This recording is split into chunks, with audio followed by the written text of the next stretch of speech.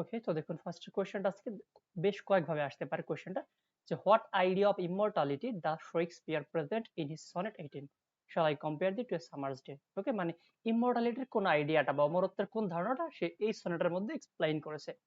অথবা এভাবে আসতে পারে discuss how Shakespeare praises his friend's beauty in his sonnet 18, এরপর সনেটের নাম। এরপর আবার এভাবে আসতে পারে comment on Shakespeare idea of friendship as enumerated, enumerated মানে বর্ণনা করা আর কি, বা হচ্ছে আমরা বললে রিপ্রেজেন্ট করা ইন হিজ সনেট 18। অথবা discuss the theme of transience and permanence in Shakespeare sonnet 18। তার মানে দেখুন ফার্স্টে কি বলছে যে ইমমর্টালিটি এভাবে আসতে পারে, এরপরে হচ্ছে তার বন্ধু সৌন্দর্যের বর্ণনা এভাবে আসতে পারে, এরপর বলা হয়েছে যে তার বন্ধুত্বের বর্ণনা এভাবে আসতে পারে, অথবা মানে ক্ষণস্থায়িত্ব প্লাস স্থায়িত্ব আর কি, এই দুইটা জিনিস দিয়েও আসতে পারে। যেভাবে আসুক একই উত্তর লিখলে হয়ে যাবে। তো দেখুন আর এখান থেকে মেইনলি এই একটা কোশ্চেনই আসে। আরেকটা আসে সাধারণত, সেটা হচ্ছে এটা একটা সনেট কিনা, বাট ওটা বোধহয় লাস্ট ইয়ার আসছে মেবি। তো জাস্ট এই একটা কোশ্চেন পড়লে এখান থেকে হয়ে যাবে। তো ইন্ট্রোডাকশনে কি লেখা আছে? Friendship, destruction, mortality and death আর some of the prominent themes in Shakespeare sonnet cycles. যে শেক্সপিয়ার যে সনেট গুলো লিখছে, আমরা জানি উনি 156টা সনেট লিখছেন। তো সেই 156টা সনেটের অন্যতম মেইন থিম গুলো কি কি? বন্ধুত্ব, তারপর কোনো কিছু শেষ হয়ে যাওয়া, বা হচ্ছে মানে এই মানুষের যে নশ্বরতা, মানে তারা যে নষ্ট শেষ হয়ে যাবে আর কি, বা এক কথায় মানুষ, হিউম্যান বিং বা দুনিয়ার কোনো কিছু আসলে যে অবিনশ্বর না, ওকে ইমমর্টাল না, বাট এরা কি মর্টাল আর কি, সেটা নিয়ে লিখছে এবং মৃত্যু নিয়ে লিখছে। বাস in sonnet 18 Shakespeare celebrates the theme of friendship. এই সনেটটা সে লিখছে কি তার মানে বন্ধুত্ব নিয়ে আর কি। He assumes that the name of his friend will survive the ravages of time. সে কি মনে করছে তার মানে তার বন্ধুর নাম এটা সময়কে ছাড়িয়ে যাবে, মানে কি তার বন্ধুর নামটা অনেক দিন পর্যন্ত থাকবে আর কি।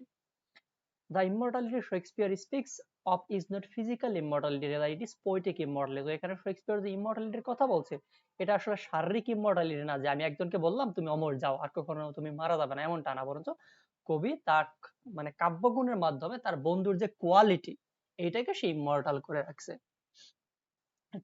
এরপরে বলা হয়েছে the poet claims that his verse will immortalize the name of his friend generation after generation। কবি এখানে দাবি করছে তার যে কাব্য মানে তার যে কবিতা, এই কবিতার দ্বারা তার বন্ধু এক প্রজন্মের পর আরেক প্রজন্ম পর্যন্ত টিকে থাকবে বা অমরত্ব লাভ করে থাকবে আর কি। এরপরে সেকেন্ড স্ট্যান্ডা দেখুন, সেকেন্ড স্ট্যান্ডা কি আছে।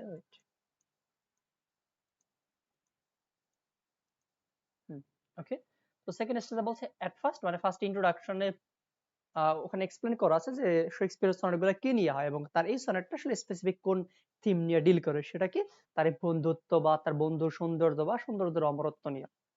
এরপরে ফার্স্ট স্টেজে বলা হয়েছে at first the poet goes on to state the reasons why his friend deserves immortality। First কবি বর্ণনা করছে কেন তার বন্ধু মানে সেই ইমমর্টালিটি ডিজার্ভ করে বা কেন তাকে ইমমর্টালিটি দেয়া হবে, অবশ্যই সেটা কারণ তো থাকবে তাই না। তো সেখানে সেই কারণগুলো এক্সপ্লেন করেছে। দেন বলছে the poet's friend is an embodiment of perfect beauty. কবি কি বলছে তার বন্ধু হচ্ছে একেবারে সৌন্দর্যের নিখুঁত একটা প্রতিমূর্তি আর কি, মানে তার মধ্যে কোনো ত্রুটি নেই। আমার বললো যে চাঁদের গায়ে হচ্ছে কলঙ্ক আছে বাট তোমার গায়ে কলঙ্ক নাই, এই যে এরকম একটা এই যে একটা কি বল ঐশ্বরিক বাণী আর কি, অতিরঞ্জিত করে বলা ঠিক এখন মানে একই রকম ভাবে শেক্সপিয়ার বলছে তার বন্ধুকে উদ্দেশ্য করে। এরপর বলা আছে Shakespeare glorifies his beauty by comparing him to a beautiful day of the summer season। Shakespeare তার মানে যাকে উদ্দেশ্য করে কবিতা লিখছে তাকে একটা গ্রীষ্মের দিনের সাথে কম্পেয়ার করছে। গ্রীষ্মের দিনের সাথে কেন কম্পেয়ার করা হয়েছে? কারণ আমরা জানি ইংল্যান্ড একটা শীত প্রধান দেশ এবং অধিকাংশ সময় ওখানে শীত থাকে। সো প্রায় 7-8 মাস শীতের পরে যখন একটু গ্রীষ্মের দিন আসে তারা এটাকে অনেক ভালোভাবে নেয়। ওকে, এটাকে তারা রিজেনারেশনের সিম্বল হিসেবে মনে করে।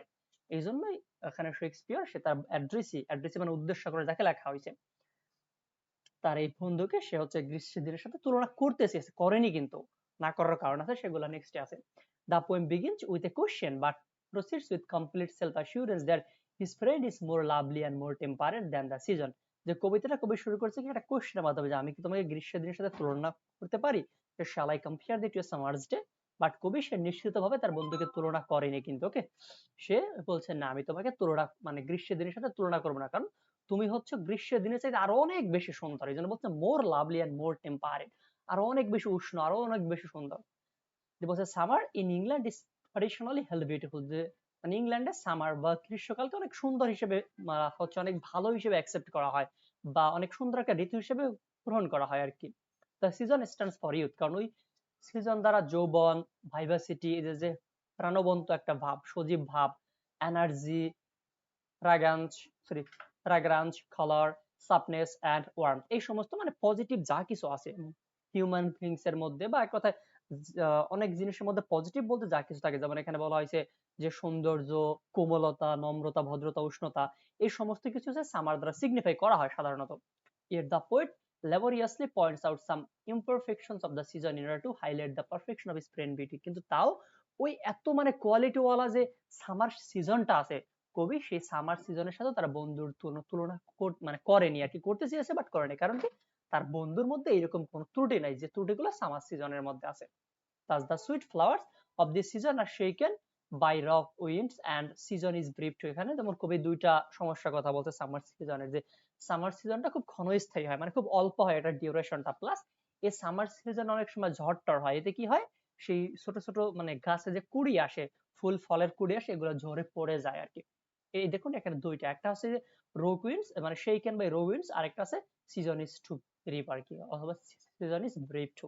এই দুইটা সমস্যার কথা বলো সামার সিজনে, যার ফলে কবি তাই অ্যাড্রেস থেকে সেই সামার সিজনের সাথে কম্পেয়ার করেনি। Again, often the scorching heat of the sun falls badly upon the season, diminishing the luster, এমনকি মাঝে মাঝে গ্রীষ্মের দিনে অনেক মানে একেবারে প্রখর তেজ বা তাপ থাকে আর কি, এটাও একটা সমস্যা।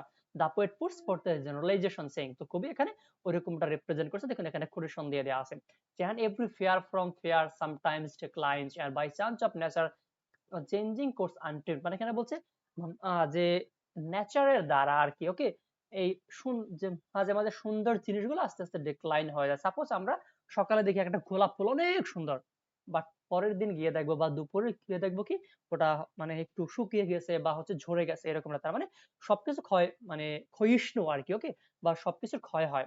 ক্ষীয় মানেটাকে বলে, যেমন হচ্ছে এখন আমাদের ইউথ আছে, বাট আর 5 বছর 2 বছর পরে তো থাকবে না, তো এখানে ওইটাকে ইন্ডিকেট করা হচ্ছে যে ন্যাচারালি হচ্ছে কি হলো? হ্যাঁ, যে ন্যাচারালি হচ্ছে যে সবকিছু ক্ষয়ে যায়, বাট কবির বন্ধুর কথা এখানে উনি এমন ভাবে বলছে যে না, ওনার কোনো সমস্যা নেই, কোনো সব সমস্যার ঊর্ধ্বে, ওনার সৌন্দর্যটা সবকিছুর ঊর্ধ্বে। এ বলছে everything is by nature or by accident subject to decay and destruction, যে ন্যাচারালি অথবা অ্যাক্সিডেন্টালি সবকিছুই সাধারণত ক্ষয় হয়ে যায়, ডিকে অথবা ধ্বংস হয়ে যায়। In contrast to this transience of the beautiful things in general, the beauty of spread is permanent, কিন্তু কবি এই যে মানে ক্ষয়িষ্ণু বা দুনিয়ার যত জিনিস আছে সবগুলোর সাথে সাপেক্ষে সে তার বন্ধুকে তুলনা করছে, যেখানে সবকিছুই বা সুন্দর যত জিনিস আছে সবকিছু আছে আস্তে আস্তে ক্ষয়ে যায় বা ক্ষণস্থায়ী, কিন্তু তার বন্ধু সুন্দর এটা কি পার্মানেন্ট বা চিরস্থায়ী আর কি। এই জন্য বলছে যে the beauty of his friend is permanent, বলছে the poet self confidently declares that the beauty of his friend will not fade away, এই জন্য কবি কি বলছে তার বন্ধুর সৌন্দর্য কখনোই ফেড হয় বা মানে অদৃশ্য হয়ে যাবে না, চলে যাবে না, because it is eternal summer, কারণ এটা কি তার যৌবনটা বা তার সামারটা কি একেবারে চিরস্থায়ী, মানে তার সৌন্দর্যটা বা তার যৌবনটা হচ্ছে চিরস্থায়ী or everlasting youth. In fact, it will remain so intact that even death will not be able to snatch it away, এমনকি এটা এতটাই নিখুঁত বা এতটাই একেবারে অমরত্ব লাভ করছে যে মৃত্যু পর্যন্ত এটাকে একেবারে স্নাচ করতে বা কেড়ে নিয়ে যেতে পারবে না, মানে মৃত্যু ওটাকে শেষ করতে পারবে না, এতটা অমরত্ব লাভ করছে। দেন বলছে যে then the poet gives the logic of such of an affirmation, এরপরে কবি আসলে সে যে যুক্তিগুলো মানে যে কথাবার্তাগুলো বললো এগুলো পক্ষে যুক্তি দেখাইছে। It is his sonnet, the subject matter of which of his friend's beauty, which will transmit the fact of his friend's beauty from generation to generation, সে যে বললো যে আমি মানে আমার বন্ধু হচ্ছে অমর, সুতরাং এখন তাকে অমরত্ব যে দান করা হবে সে অমরত্বের নিয়মটা কিভাবে হবে বা অমরত্বের সিস্টেমটা কি হবে, সেটাই আসলে কবি নেক্সট 2 লাইনে এখানে এক্সপ্লেইন করছে, যে যতকাল মানুষ থাকবে তারা নিঃশ্বাস নিবে ততকাল হচ্ছে আমার এই কবিতাগুলো মানুষরা পড়বে এবং আমার কবিতাটা পড়ার মাধ্যমে তারা আমি যাকে উদ্দেশ্য করে কবিতাটা লিখেছি আমার সেই মানে সুন্দর যে বন্ধু আছে তাকে তারাও স্মরণ রাখবে। দেখুন লাস্ট লাইনে বলা হয়েছে আর কি যে যে so long as men can breathe or eyes can see, যতকাল মানুষ নিঃশ্বাস নিবে অথবা চোখ দিয়ে দেখবে, so long lives this and this gives life to the আর কি, ওকে, যে ততকাল হচ্ছে তারা এই মানে সরি ততকাল তারা না, ততকাল হচ্ছে তার বন্ধু সে জীবিত থাকবে ওই সমস্ত কবিদের বা যারা পড়বে আর কি তাদের সেই পড়ার মাধ্যমে আর কি। সো দেখুন এই লাইন দুটো দ্বারা কিন্তু যেমন শেক্সপিয়ারের কবিতা লিখছে আরো প্রায় 400-500 বা 600 বছর, উনি সেই 1616 সালে মারা গেছে, তার মানে এখন চলে কত 2023 সাল চলে, তার মানে হচ্ছে কত অলমোস্ট 400 কত বছর, 16 7 407, আর ওখানে সাপোজ ধরলাম আরো প্রায় 30, অলমোস্ট প্রায় 450 বছর আগে এই কবিতাটা লিখছে। বাট এখনো আমরা ওনার কবিতাটা পড়ি, আর কবিতাটা পড়ার মাধ্যমে কিন্তু উনি যাকে উদ্দেশ্য করে লিখছে তার সম্পর্কে আমরা কথাবার্তা বলি। সো কি করে আমরা এই কবিতাটা পড়ার মাধ্যমে ওনাকে স্মরণ করি, উনি যেন অমরত্ব লাভ করছে। তো কবি সেটাই আসলে এই দুইটা লাইন দ্বারা বোঝাতে চেয়েছে। এরপর বলছে eternal summer of the poet's friend is created by his verse. তো কবির মানে বন্ধুর যে অমরত্ব বা সৌন্দর্যের যে অমরত্ব, এটা উনি কিভাবে ক্রিয়েট করছে? ওনার এই কাব্যগুণ দ্বারা বা ওনার কবিতার ভার্স দ্বারা, ওকে, বা কবিতার লাইন দ্বারা। The poet is assured of the high quality of his sonnet which will be popular to the next generation. কবি আসলে নিশ্চিত ছিল যে মানে পরবর্তী প্রজন্মের কাছে আমার যে সনেট আমি যেটা লিখতেছি আর কি, এটা মানে অনেক পপুলার বা জনপ্রিয় থাকবে। আগে as the sonnet is written as a tribute to his friend's beauty, the future reader will come to know this fact whenever they will read it. তার মানে যেহেতু তার এই বন্ধুর প্রতি একটা কৃতজ্ঞতা পোষণ করে সে সনেটটা লিখছে, সুতরাং লোকজন যখন পরবর্তীতে আর কি বা ফিউচারে এই সনেটটা পড়বে তখনই তারা তার বন্ধুকেও স্মরণ করবে। The poet stresses poetry's power to conquer time, a theme that it touches in many other sonnets. তার মানে কবি আসলে এখানে এটাই বোঝাতে চেয়েছে যে আমাদের জীবনের চাইতে শিল্পটা অনেক উপরে। ওকে, কারণ কি দেখুন, কবি এই কবিতাটা লিখছে আরো প্রায় হচ্ছে 450 বছর আগে, বাট এই কবিতাটা এখনো আছে। তার মানে কবি নিজে মারা গেছে, তার লাইফ শেষ হয়ে গেছে, কিন্তু তার যে আর্ট, তার যে শিল্পকর্ম বা সাহিত্যকর্ম, এটা কিন্তু এখনো আছে। তার মানে এখানে লাইফের উপরে হচ্ছে আর্টের স্থান, যেটা কিনা জন কিটস আসলে উনি দিতে চেয়েছে। মানে উনি ওনার যে ওড গুলা ওখানে উনি একই কথাবার্তা বলছে আর কি, যে মানে জীবনের উপরে হচ্ছে সাহিত্য বা শিল্প। আচ্ছা তাই হোক, কে যেন কি বলতেছে মেসেঞ্জারে, সম্ভবত মনিরা। ক্লাস তো হচ্ছে,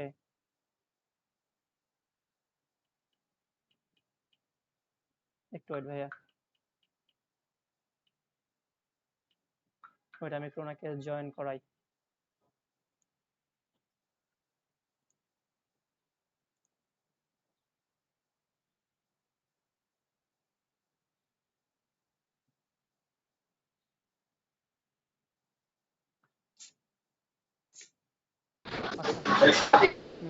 আচ্ছা এই স্পিকারটা একটু করে রাখুন ভাইয়া, মনিরা একটু লেট করে আসুন। ওকে, থ্যাংক ইউ। তো দেখুন আমরা এখন হচ্ছে পার্ট সিটা আগে কমপ্লিট করি, যেহেতু সময় অল্প, আগে পার্ট সি কমপ্লিট করি, দেন সময় থাকলে পার্ট বি কমপ্লিট করবেন। ওকে, তো পার্ট সি এর সনেট 18 এর আমরা একটা কোশ্চেন আছে ওখান থেকে সেটা করতেছি। উপরে ছবি দেওয়া আছে দেখুন, ওটার হচ্ছে ফার্স্ট পেজের লাস্ট স্ট্যান্জাতে আছে, এখন একেবারে লাস্ট স্ট্যান্জা আমি আপনাকে মেনশন করছি, ওখান থেকে ওপেন করুন তাহলেই হবে। দেখুন আমি লাস্টে একটা ছবিতে মেনশন করেছি, ওই ছবিটার একেবারে নিচে দুই লাইন একটু উপরে দেখুন। ওকে, তো এখানে বলা হয়েছে যে in fact time is one of Shakespeare most, এই লাইন নাকি লাইন, হাই লাইনে তো বলছে ইনফ্যাক্ট প্রকৃতপক্ষে time is one of Shakespeare's most consistently developed theme, যে এই শেক্সপিয়ার তার কবিতার মানে আরো থিম হচ্ছে কি সময় নিয়ে লেখা, মানে সে সময়ের উপরে বেশি জোর দিয়েছে বা গুরুত্ব দিয়েছে। It is said that the word time appears as many as 78 times in sonnet 1 to 126, যে এই 1 থেকে 126 সনেটের মধ্যে প্রায় হচ্ছে এই সময় শব্দটা মানে টাইম যে ওয়ার্ডটা, এটা প্রায় 78 বার উনি ইউজ করছে, এতটা স্ট্রেস দিয়েছে এই সময়ের উপরে। Time has a capacity to destroy, সময়ের একটা এবিলিটি আছে সবকিছু ধ্বংস। আমরা বলি না যে সময় এবং স্রোত কারোর জন্য অপেক্ষা করে না। একটা 10 তলা বিল্ডিং মনে করেন বানানো হচ্ছে, একটু ভুল হলে সাথে সাথে এটা ভেঙে যাবে, আমাদের কিন্তু একটু সময় থাকবে না, যে মানে আমরা যদি বলি এই তুই থাম, মানে এখানে একটু থাম বা থাক, তাহলে তো থামবে না, ওর কাজই হচ্ছে ভেঙে যাওয়া।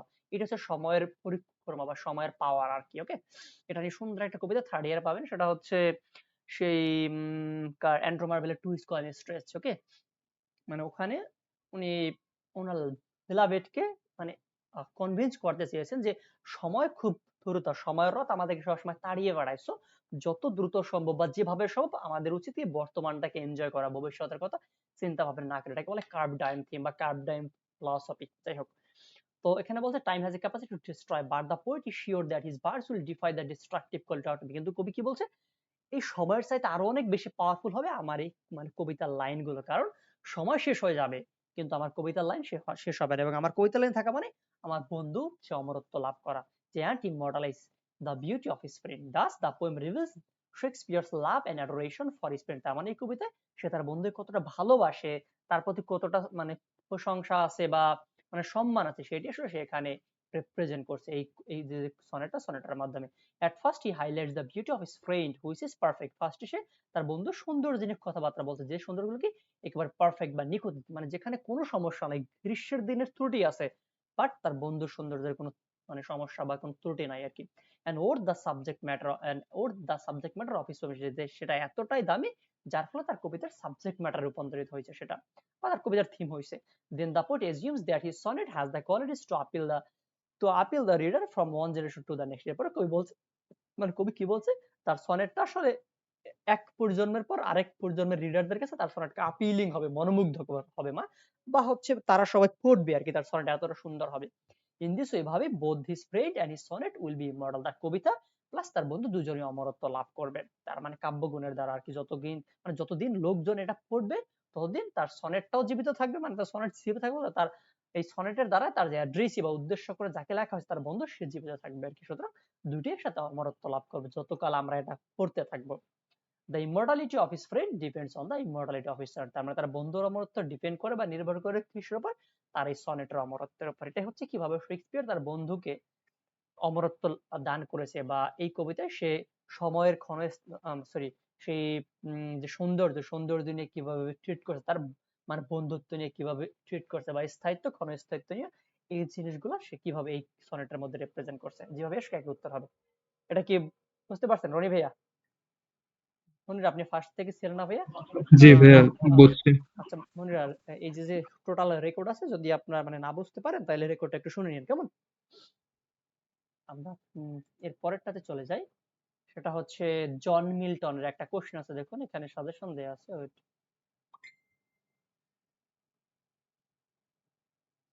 আচ্ছা ভাই ঠিক আছে, তো দেখুন জন মিল্টনের এখান থেকে আমাদের কোনটা পার্ট এতে ছিল, সরি পার্ট সি তে ছিল how does Shakespeare immortalise the beauty of his friend, এটা কমপ্লিট করলাম।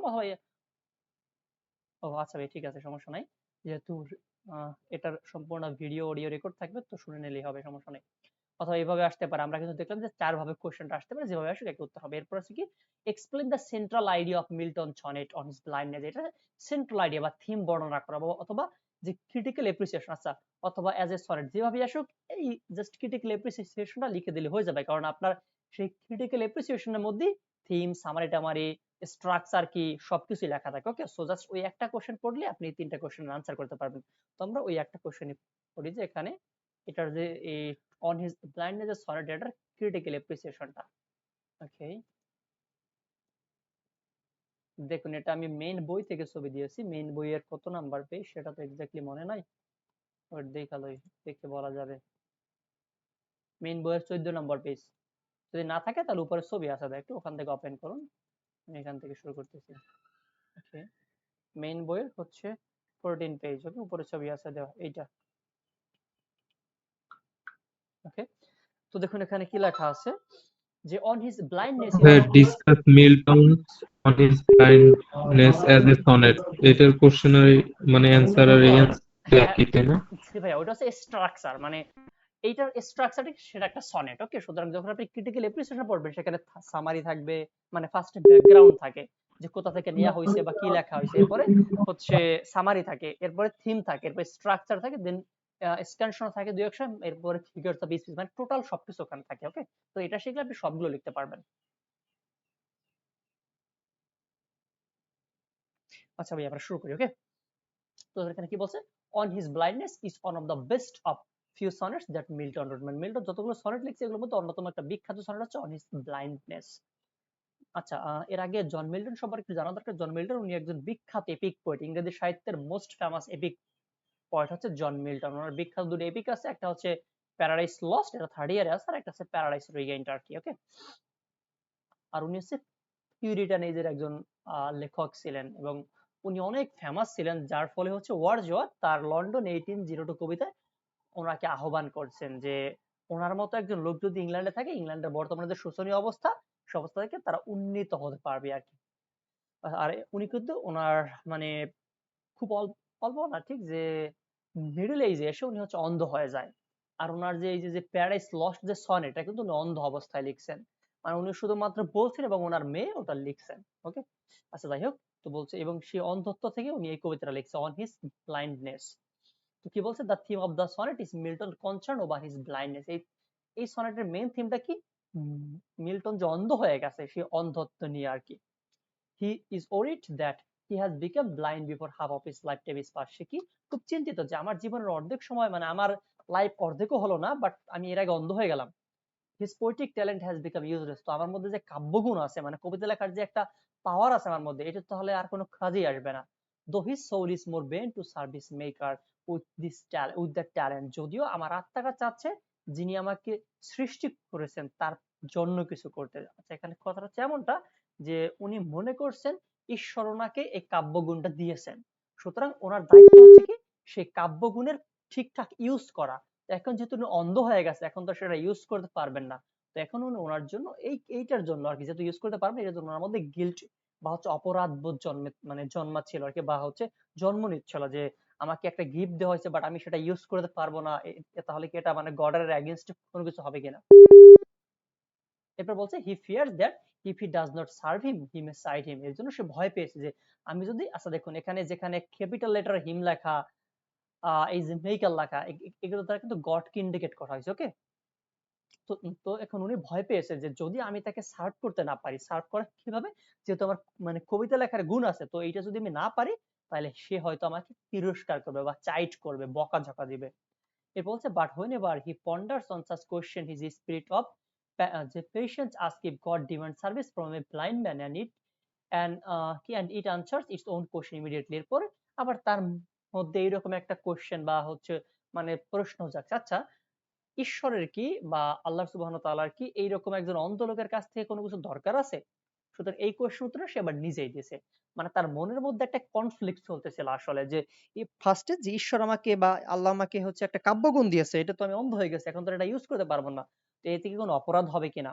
এরপর আবার সে কোশ্চেন করছে, আচ্ছা এই আমি তো অন্ধ হয়ে গেছি, তো একজন অন্ধ লোকের কাছ থেকে ঈশ্বরের আবার কি নেয়ার আছে। ওকে, তো এরপর এই আনসার গুলো সে নিজে নিজে দিয়েছে কবিতার নেক্সট লাইন গুলোতে আর কি, যেটা এখানে বলা হয়েছে। দেখুন যে it says that God does not need either his own gifts or man service. মানে এখানে বলছে যে গডের আসলে কোনো কিছু দরকার নাই, কোনো মানুষ বা কোনো ফেরেশতা কারো কিছু দরকার নাই, সে হচ্ছে সর্বেসর্বা। অনেকটা সে ইসের মতো সূরা ইখলাসে সেটা সম্ভবত বলা আছে যে কুল হুয়াল্লাহু আহাদ আল্লাহুস সামাদ লাম ইয়ালিদ ওয়া লাম ইউলাদ ওয়া লাম ইয়াকুল লাহু কুফুয়ান আহাদ। ওকে, যে আল্লাহ এক অদ্বিতীয়, তিনি ছাড়া আর কোনো সরি আল্লাহ এক অদ্বিতীয়, তারপর হচ্ছে তিনি অমুখাপেক্ষী, আর লাম ইয়ালিদ ওয়া লাম ইউলাদ, এটা মানে হচ্ছে যে তিনি কাউকে জন্ম দেননি, কারো থেকে জন্ম নেননি, আর হচ্ছে ওয়া লাম ইয়াকুল লাহু কুফুয়ান আহাদ, মানে তার সমতুল্য কেউ নাই। তার মানে দেখুন থার্ড লাইনে কিন্তু বলা আছে তিনি কাউকে জন্ম দেননি, কারো থেকে তিনি জন্মগ্রহণ করেননি, সো উনি কি সর্বেসর্বা আর কি। ওকে, সেখানে খুবই ওইরকম বলতে চাই যে আমার মতো একজন অন্ধ ব্যক্তির কাছ থেকে আসলে গডের কি নেয়ার আছে, যেখানে মানে তার একটা আদেশের জন্য হাজার হাজার লক্ষ লক্ষ ফেরেশতা সব সময় মানে একেবারে রেডি হয়ে থাকে শুধুমাত্র একটা আদেশ পালন করার জন্য। তো সেখানে আমার মতো অন্ধ একজন কবির আসলে কি দেবার আছে তাকে। ওকে, তো এরপর জাস্ট ওইটি বলা হয়েছে আর কি যে গডস স্টেটেড কিংলি, এই ঈশ্বরের যে মানে রাজ্যটা বিশাল, there was thousands of angels speed over land and ocean without rest at his bidding। যে সে যখন একটু হাত নাড়ায়, মানে যখন ইশারা করে, তার একটা ইশারায় সেই হাজার হাজার ফেরেশতারা তারা এই এই জায়গা থেকে আরেক জায়গায় তারা একেবারে বিরামহীন ভাবে চলাফেরা করে বা এটা ওটা করে বেড়ায় আর কি। as regards mankind his spirit of patience says they also serve who stand and wait। এবং কবির কাছে মনে হয়েছে যারা কিনা ধৈর্য ধরে অপেক্ষা করে, মানে এক কথা যাদের মধ্যে ধৈর্য আছে আর কি, তারাই গডকে ভালো মতো সেই করতে পারে, সার্ভ করতে পারে। তারপরে দেখুন এই স্টেজে কিন্তু ফার্স্টে কবি হচ্ছে মানে ফার্স্টে বলতে এখানে হচ্ছে সামারি নিয়ে বললো যে এই কবিতা লিখছে উনি ওনার অন্ধ হয়ে গেছে সেই অন্ধত্ব থেকে। আচ্ছা,